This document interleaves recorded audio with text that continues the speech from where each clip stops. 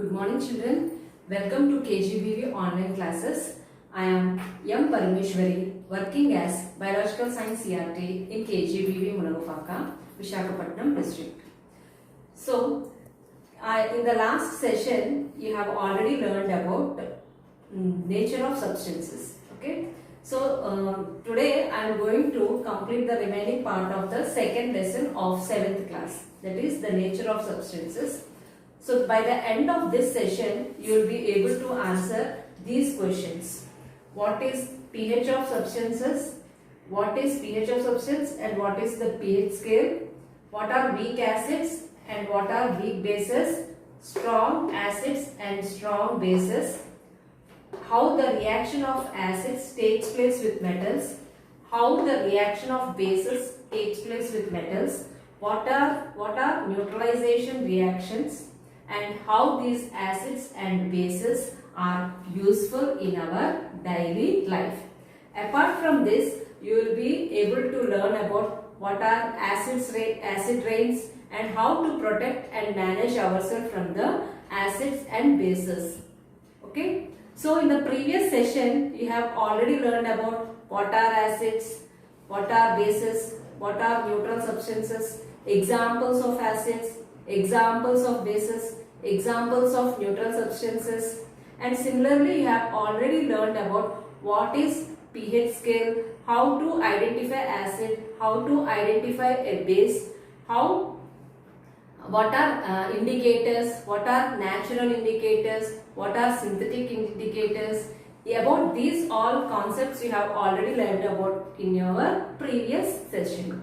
So in this session we will start with pH of substances. Okay. Coming to the pH of substances. Here, so children, first concept that I am going to deal is pH of substances. So the pH of substances is nothing but the potential of hydrogen. pH indicates the potential of hydrogen. Here the hydrogen, the potentiality of the hydrogen ions will be indicated by the letter pH. So here the pH is can be denoted in the form of a scale. So that scale is called as pH scale. This pH scale was first introduced or devised by the scientist. He is a Danish scientist. His name is Søren Peter Lauritz Sørensen. So the Søren Peter Lauritz Sørensen was the scientist who has given us this pH scale. In this pH scale, we are having the numbers starting from 0 to 14. Okay. So the pH scale is the device where we are having the scale starting from 0 and ends with 14. So starting from 0 to 7, if the substance is showing the pH of from starting 0 to 7, then that is termed as acid. Okay. So similarly, if it is showing its scale from 7 to 14, then that is called as base. So here from 0 to 7 you are having the acids, is shown by the acids, and from 7 to 14 the scale shows the bases. So again from here to 0 to 7 the acidity will be slowly decreasing, means here at 0 we are having a strong acid. Slowly it will be decreasing till 7. So here coming to 5 and 6 pH you will have a weak acid. So in the same way from 7 to 14, here from 7, 8, 9 we are having strong base. And slowly it will start increasing. So from 7 to 14 it starts increasing. The basic nature will be start increasing. From 8 to 9 we have weak base, and like that, when it reaches the scale reaches the 14, then you will have the strong base. So that means what? Here from 0 to 14, the pH will be decreasing. So here we are having the strong acid starting from 0. It slowly starts decreasing until it reaches the neutral substance, that is up till 7. So the acidity is slowly decreasing. While the basicity, that means from 7 to 14, the basic nature of the substance will be increasing. So this is about the pH scale. So here the strong acids will be showing the pH around 0, 1, 2 and 3, and the weak acids will be showing from here 4, 5 and 6. So again the 7 is the neutral substance. So if the substance is showing the pH of 7, then that is termed as a neutral substance. It is neither acidic in nature or nor basic in nature. Similarly, the basic nature will be increasing starting from 7 to 14. Around 8, 9 and 10, we will be having the bases with the weak bases. And from 11, 12 and 13, 14, the basicity will be increasing. So coming to the 14, you will have a strong base. So this is about the strong acids and strong acids and weak acids. Similarly, strong bases and weak bases. So this is the pH scale given by the scientist Sorensen in the year 1923. To know the pH value of different substances, we can do an activity. Here you take 5 different components, that is dilute hydrochloric acid, vinegar, water, sodium hydroxide and ammonium hydroxide.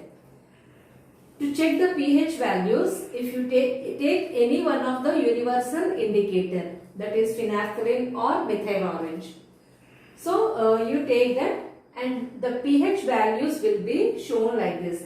For the dilute hydrochloric acid, if you add universal indicator phenolphthalein, there will be no color change and the pH value is around 1. So that indicates in the pH scale that is about 0 to 7. So that means it indicates that this is a strong acid. So the next one is vinegar. Vinegar is usually used in the dishes that we prepare in the hotels and restaurants, or even in our daily household also we use this vinegar. Vinegar is acidic in nature, but it is having a pH of around 3. That indicates that this is a weak acid. Okay. So we have already told you that from 0 to 7 the acidity will be decreasing. So vinegar is having a pH of 3, so that indicates it is a weak acid. Now you take water. In water, if you are adding the universal indicator, that shows the pH value of 7, and that too it will not show any color change. That means it is a neutral substance. Okay. Then you take sodium hydroxide in a test tube and add the universal indicator. Then you will see the pink color and the pH value will be around 14. Around 14 means we have already told you that from 7 to 14 the pH value will be the basicity will be increasing. So that means it is showing around 14 means it is a strong base. Similarly, we have taken ammonium hydroxide solution. In ammonium hydroxide solution, you add phenolphthalein. That shows pale pink color and the pH value is around 10. That means it is a weak base. So with this, we can identify that the acidic nature of substances will be decreased from 0 to 7. And the basic nature of substances will be increased from 7 to 14. So around 0 we are having strong acid and around 14 we are having weak strong base, and in between 7 we are having the neutral substances. So this is how we will check the pH of different substances in our lab. The next concept is reaction of acids with metals.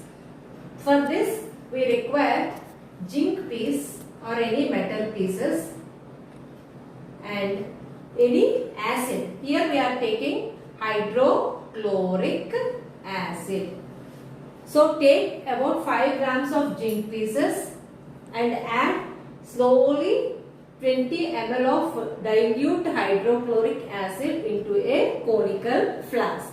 Take a conical flask, add zinc pieces. To the zinc pieces you add 20 ml of hydrochloric acid. Okay. So after some time you will see that if you place a matchstick, that matchstick will be, if you take a matchstick and light near the mouth of the conical flask, the matchstick will be offed with a pop sound. That means it is some gas is released out which is stopping the matchstick, and that is giving a pop sound. That pop sound indicates that it is nothing but a hydrogen gas. So for that again you can prove in another way that the released gas is hydrogen in the form of, if you can prove it another way. So take a balloon and you place the balloon at the neck of this conical flask in which we have already added zinc pieces and hydrochloric acid. So after few minutes what you will observe, the balloon will be expanded like this. So it indicates that the balloon is filled with some gas. Okay, take out the balloon and place a matchstick near the balloon. Again the balloon will be bursted with a pop sound. That indicates that the released gas is nothing but it is then hydrogen gas. So you can write the equation like this: zinc plus hydrochloric acid. The reaction, so the zinc is a metal, and hydrochloric acid, it is an acid. So when a metal, the acid reacts with a metal, then you are getting one gas. That gas is nothing but the hydrogen gas.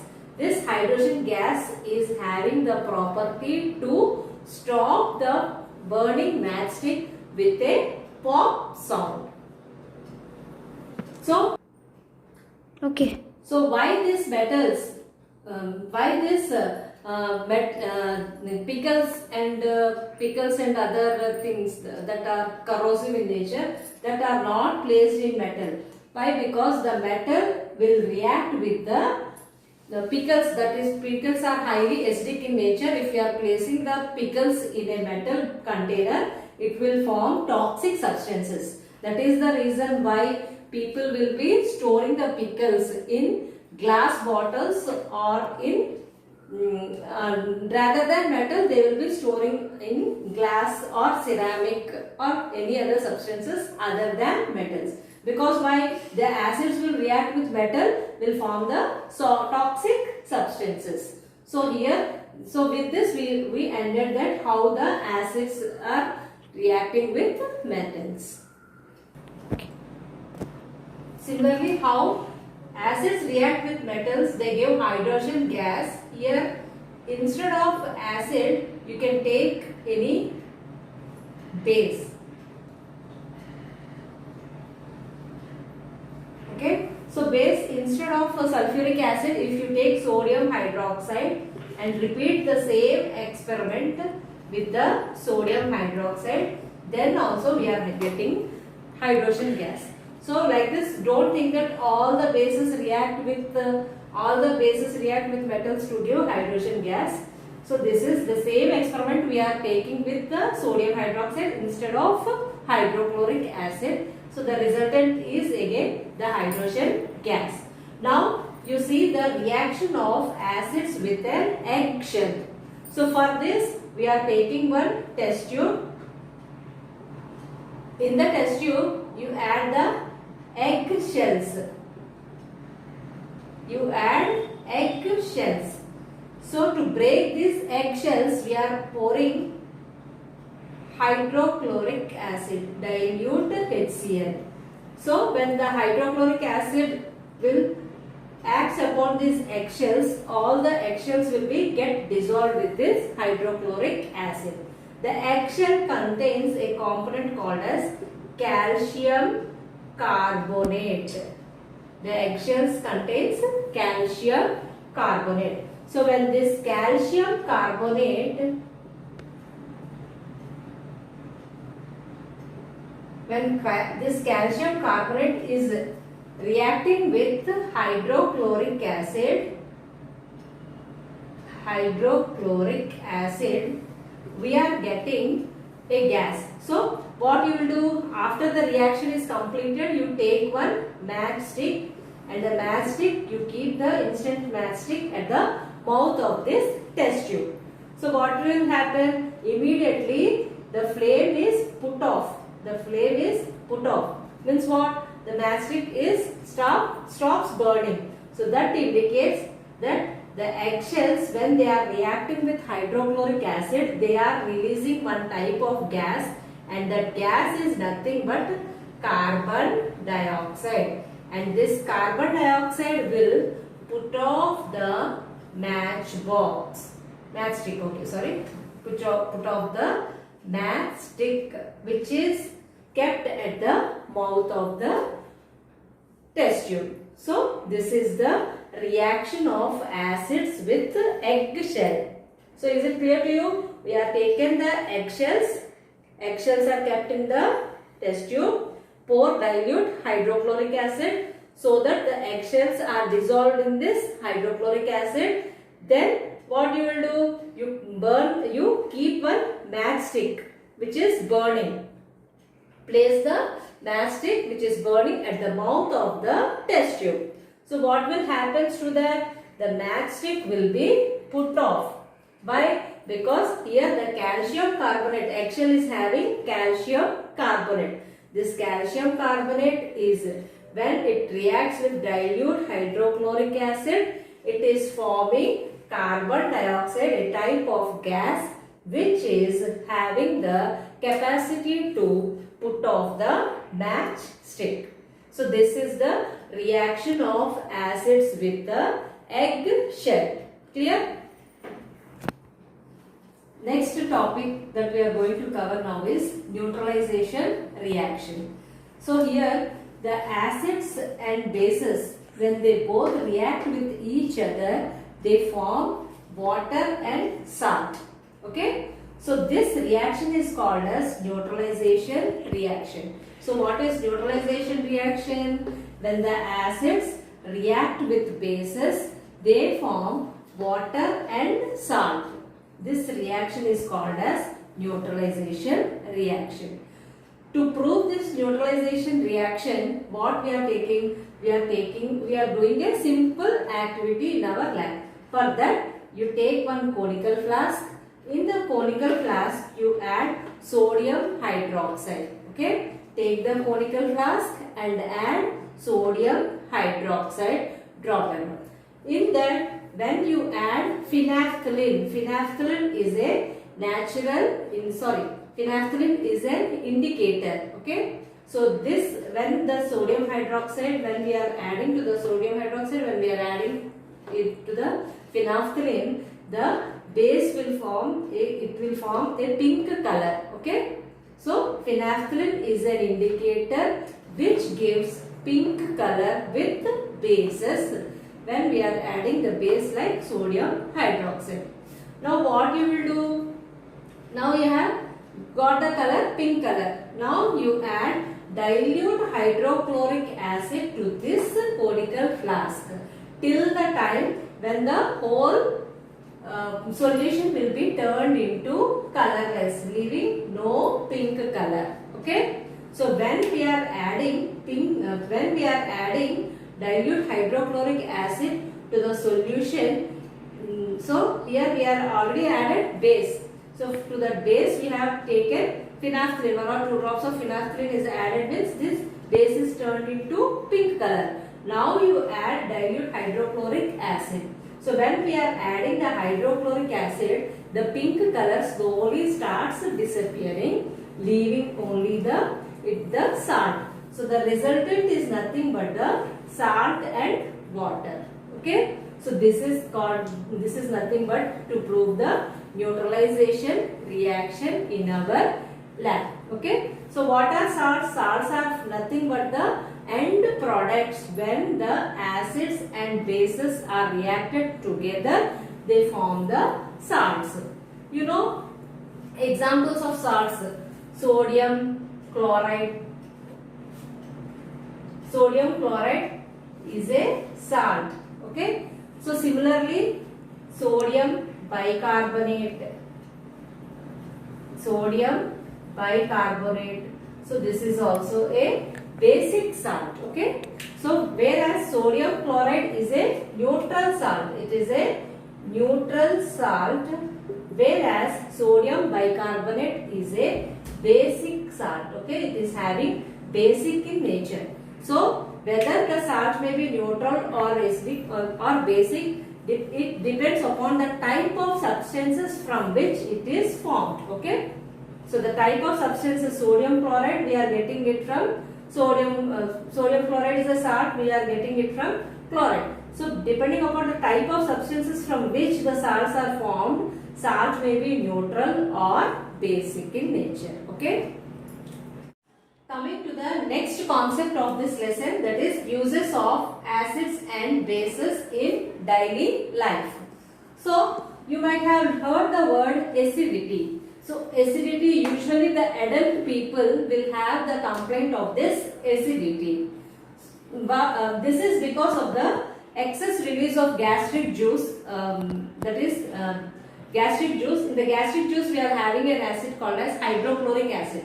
With this hydrochloric acid, the burning sensation will occur in the adult people. So that is nothing but acidity. So to reduce this acidity, what the doctors will prescribe, the doctors will be giving antacids to suppress this acidity. The antacid is nothing but it contains the hydroxide base. The base, what it will do, it will suppress the action of acid and it will neutralize the acid. So for the treatment of acidity, we are using this antacid. The antacid is mainly made up of basic. So these bases will react with acids and they will form the salts and neutralize this acidic nature. Similarly, when the ant or beetle, when it will bite on our skin, it will release a substance called as formic acid. So to treat this the burning sensation of this formic acid, what we will do? We will use sodium bicarbonate, that is baking soda. So the baking soda, what it will do? It will suppress the action of formic acid and it will low down the burning sensation of this ant or beetle bite. Similarly, in the soil treatment, you might have seen the farmers, they will be spraying some salts into the soil. So that is nothing but they will treat the soil. So what the soil should, neither the agricultural soil should not be too acidic or too basic. Why? Because the soil, the pH of the soil should be neutral so that the plants will be growing, they will give good yield.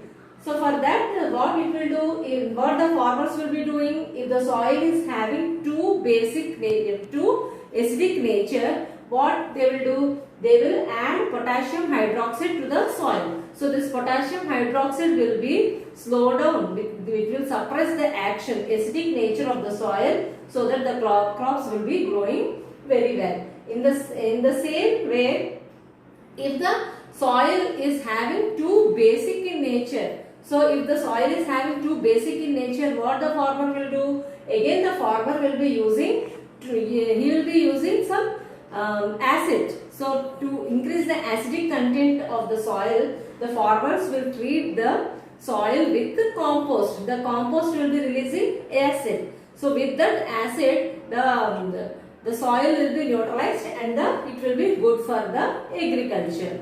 So This is about some of the concepts of the uses of acids and bases, how they are used.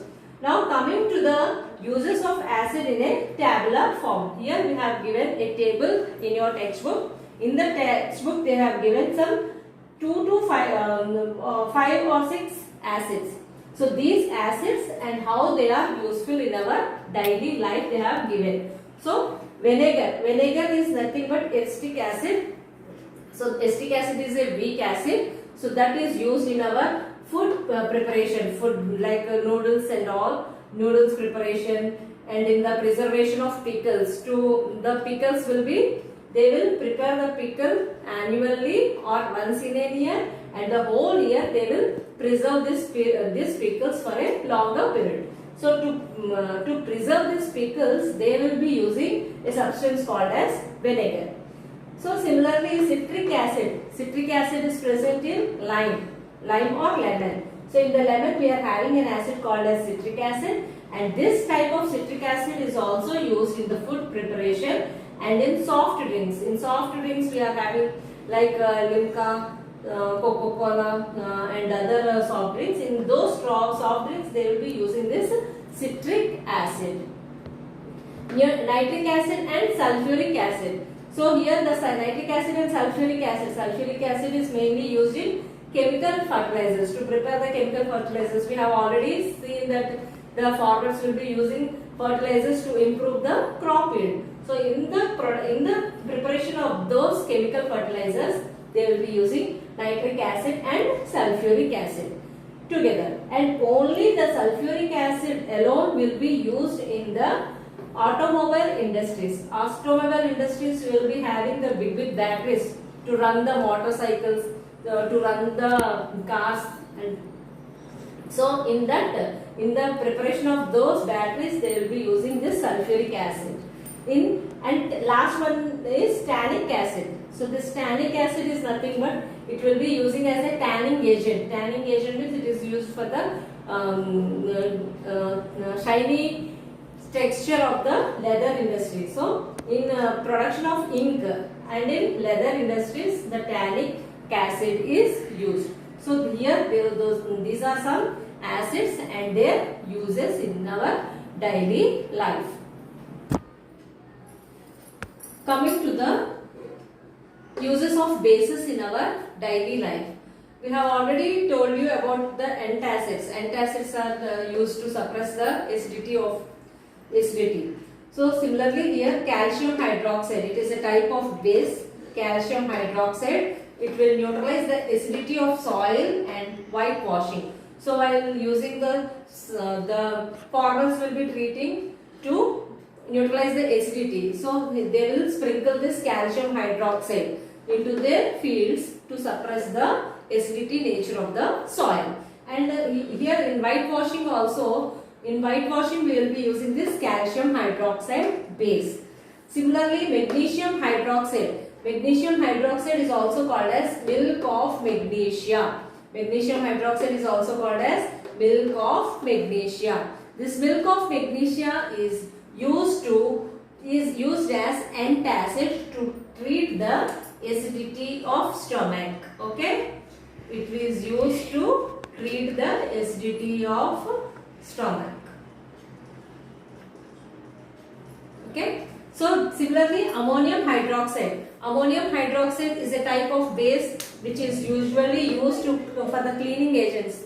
Like here we are having different types of cleaning agents to clean the choline and all. Those are nothing but the cleaning agents. In the preparation of these cleaning agents for window cleaning and cleaning agents, that Lysol and this choline, we will use the manufacturers will be using ammonium hydroxide, which will use as a cleaning agent. And the next one is sodium hydroxide. This sodium hydroxide is used in the manufacturing of paper, soap and detergents. Sodium hydroxide is used in the preparation of paper. The paper what we are getting, what we are writing is the paper that is formed by the action of sodium hydroxide. In the manufacturing process of this paper, they will use this sodium hydroxide. Similarly, soaps and detergents. soaps, in the manufacture of soaps and detergents, they will use this sodium hydroxide. The last one is potassium hydroxide. This potassium hydroxide is also used in the manufacture of soaps. The next concept is acid rain. So you might have heard the word acid rain. So acid rain is nothing but for this example, Taj Mahal.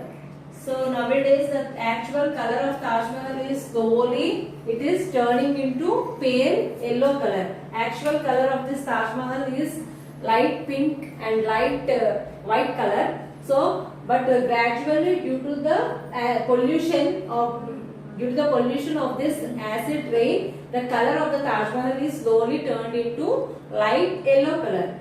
So why this has happened means this is because of the acid rain. So how these acid rains are formed? For this you have to go into the detail that these are the pollutants. When the pollutants like sulfur dioxide, nitrogen dioxide, carbon dioxide, and these are the pollutants which are released by the factories, industries and the automobiles that are running on the road. These automobiles, these factories will be expelling this carbon, sulfuric acid, sulfur dioxide, nitrogen dioxide and carbon dioxide. When these dioxides of this sulfur, nitrogen and carbon, they are reacting with the rainwater, they will form acids like sulfur dioxide. When it combines with rainwater, it will form sulfuric acid. Nitrogen dioxide, when it combines with rainwater, will form nitric acid. When the carbon dioxide, when it combines with the rainwater, will form carbonic acid. And these sulfuric acid, nitric acid and carbonic acid, they will fall as the rain. Then that is called as acid rain. This acid rain is not only harmful for the valuable monuments like Taj Mahal and etc. It will also cause serious diseases, skin diseases to the human beings, and it is also a causative agent of cancer too. The next concept is prevention and management of substances. So here we are dealing with the chemicals, like acids and bases, how to handle them and how to prevent them how to take preventions. By handling the chemicals, here in the laboratory you will be using different types of chemicals. So never taste and smell the chemicals. Those chemicals are very harmful. Never try to taste or smell the chemicals and don't let it fall on your body. So this is the first and foremost thing that you are doing with the chemicals while handling the chemicals. And the next one is while using the chemicals, taking from the container, always use a dropper. While transferring the chemicals from the bottles, don't directly pour the chemical from the bottle. It is better to use a dropper while you are transferring the chemical from the bottle. While adding the water for the dilutions you will be using the water. So while using that, you have to slowly pour the water into the chemicals. In small quantities. Take small quantity of the chemical and in that quantity you add the water slowly. Always use a holder. So the test tube holder or the holder should be, don't directly handle them with the bare hands. Always use a holder to hold the test tube. And before going into the details or before going into what you are doing with the chemical, always it is better to read the precautions that are given on the chemical substances. Okay. So these all steps you have to be followed while handling the chemicals in our lab. Okay. So the last one is chemical burns and how to do the first aid to this chemical burns. By mistake, sometimes in the laboratory you may find that the chemical may have fallen on your body. So how to treat it and how to do the first aid for this chemical burns. So chemical burns are very dangerous, so never let the chemicals to fall on your body.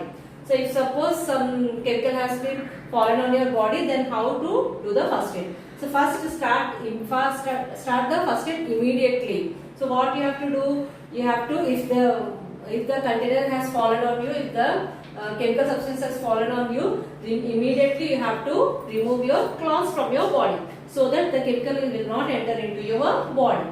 Next, where the chemical has fallen, immediately the affected area should be thoroughly washed with water so that the chemical will not enter into the body. You will be having some blisters on your skin. So these blisters are because of the chemical burns. So never touch or pierce those blisters on your skin. So that may lead to the infection of the blisters. And finally, shift the person immediately into the hospital. You have to follow these first aids if any chemical burn has happened in your surroundings. So first what you have to do, you have to completely know the chemical properties and its characteristics. Then only we can, if we are having the knowledge of that, what the chemical is made up of and what are its characteristics, then you can be very much useful. How you can, maximum uses of that chemical substances can be done by you. So with this we have ended our topic. So in this session we have learned about what is pH, who has invented the pH scale, what is acidity, what is basicity, what are strong acids, what are weak acids, what are strong bases, what are weak bases. Apart from that, neutralization, how the acids react with metals, how the acid bases react with the metals, acid rain, and how to do the prevention and management of the chemical substances. So with this we have come to a conclusion of the lesson, nature of substances. So if you are having any doubts, so try to answer the question answers that has been given in your textbook. Try to answer those questions, and this may be useful. I think this running notes may be useful for you to answer the questions. So while coming to the school bag, you complete the notes of this second lesson, and then we will meet in another session. Thank you.